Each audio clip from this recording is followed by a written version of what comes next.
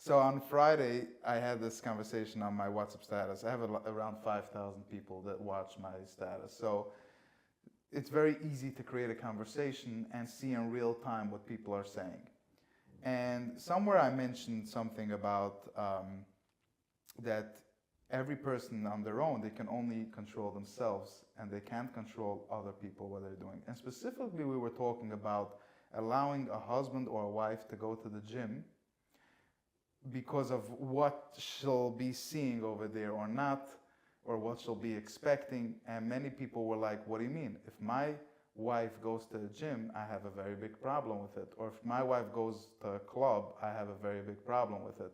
And I was trying to explain to these people that if you have a problem with it, then you go for help and allow her to continue to go wherever she wants to go. And people had a very hard time accepting this. I'm curious if you can touch on that, to explain people's freedoms, women's freedom.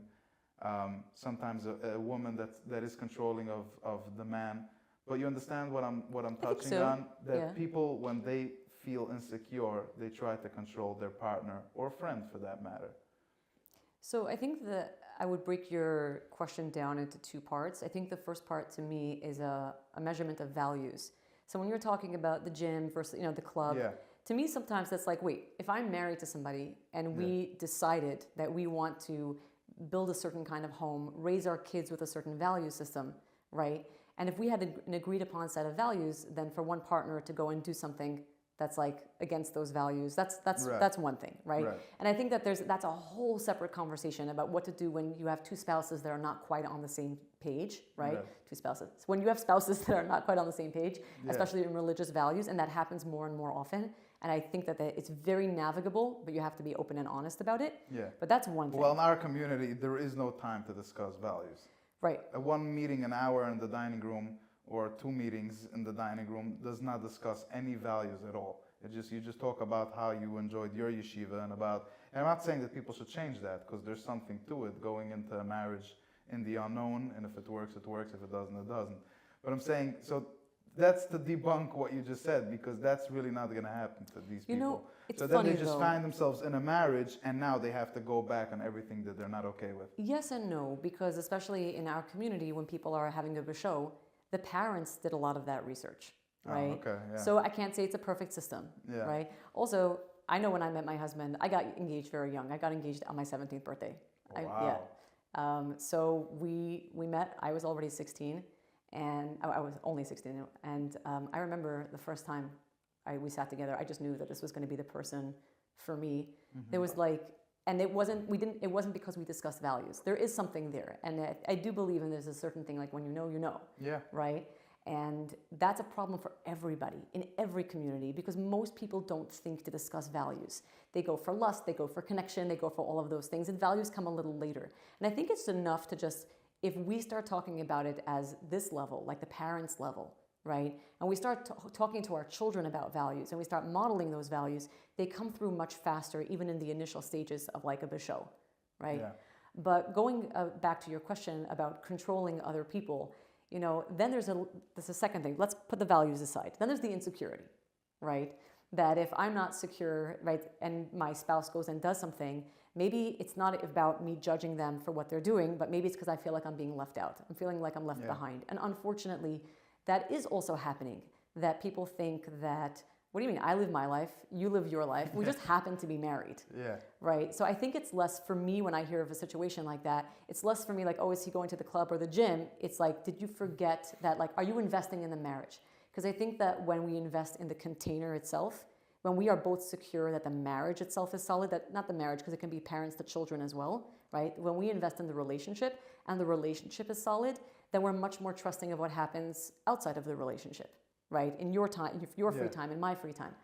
But going to the real crux of your question of like controlling people, and you can't control people and you can only control yourself, I find that for me it comes up the most with parenting.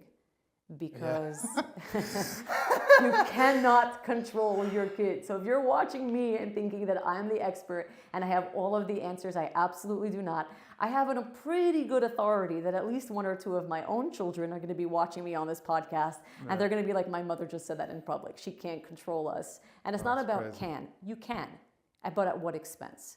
You know, we were all slapped around as kids. That was the form of chinuch when we were growing up. And were we controlled? No, we just learned how to hide it better.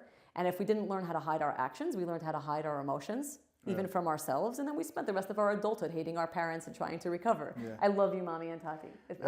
We're good. I was just going to say, I have a similar story to this one point that you just said.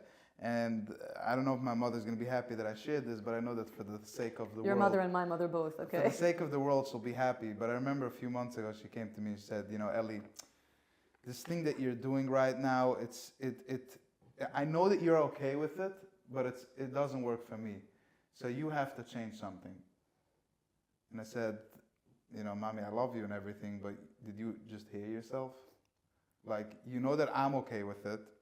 You're not okay with it. I should change something. So, of course, we came a long way, and my mother is literally the best mother, because every book that I read, she also reads. That's amazing. She has a master's degree. She's very, super smart. And we can have any type of conversation, by the way, including about intimacy. And so I just appreciate that open space that she allows me to have. But yeah, that was tremendous. So in this conversation that I had on my WhatsApp, which, by the way, the link to my WhatsApp is in the description if anybody wants to join. You're not getting the link to my WhatsApp. So that's too private. But so this girl was writing an entire message about, what do you mean? I created values of a Teure de Gestib, and I have a Teure de Gestib, so how can my husband go to the gym where he'll see other women? So I said, look, you created your values. Why are you controlling him? You have your values. And again, I'm telling you clearly that majority of my audience did not understand this concept. They could not grasp this concept that they think that if they have a value, they have to now oppose it on other people.